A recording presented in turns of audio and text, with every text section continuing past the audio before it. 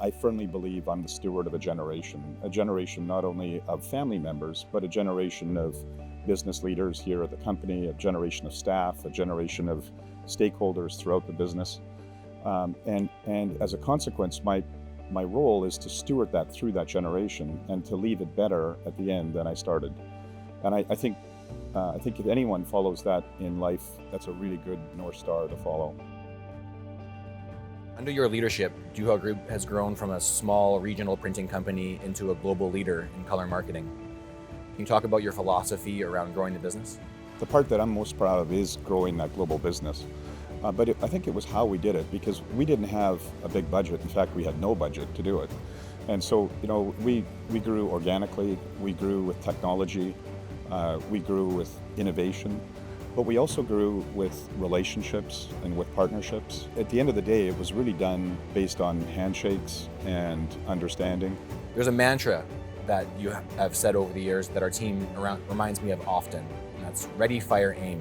It's advice that some of our Asper professors may have found a little bit controversial. I don't remember where I heard it, but I know it's been used often in business and quite often in a negative context. And what I've noticed is that you never really have enough information to make a perfect decision.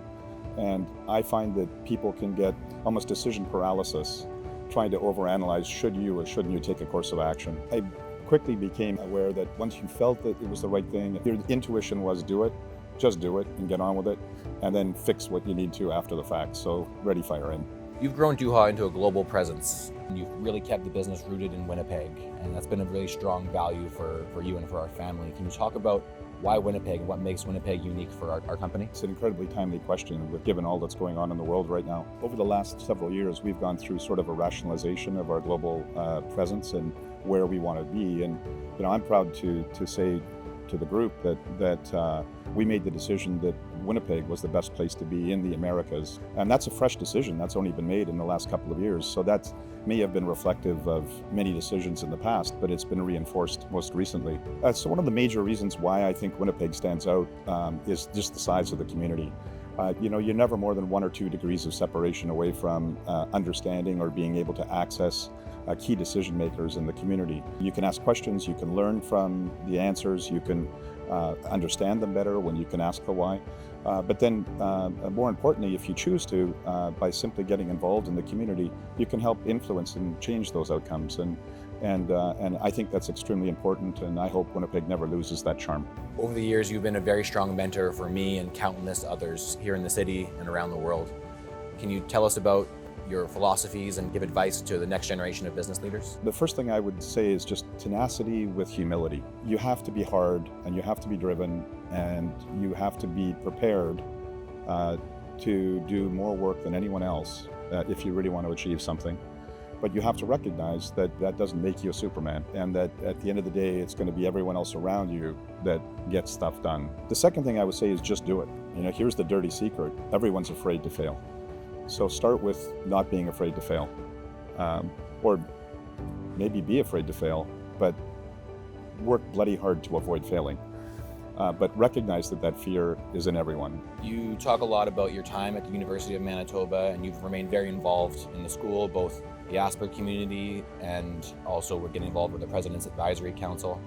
Can you tell us a little bit about your journey through the school? My university years, I got involved in the fraternity system, in the Greek system, and that remains a big part of who I am. Most currently, I'm proud of the work that we're doing with their Family Business Conference. I've also done some guest lecturing at the university, which I quite enjoy, and look forward to doing more of that in the future. One of the unique aspects of your career is your experience as the Chief Operating Officer of the Young Presidents Organization globally.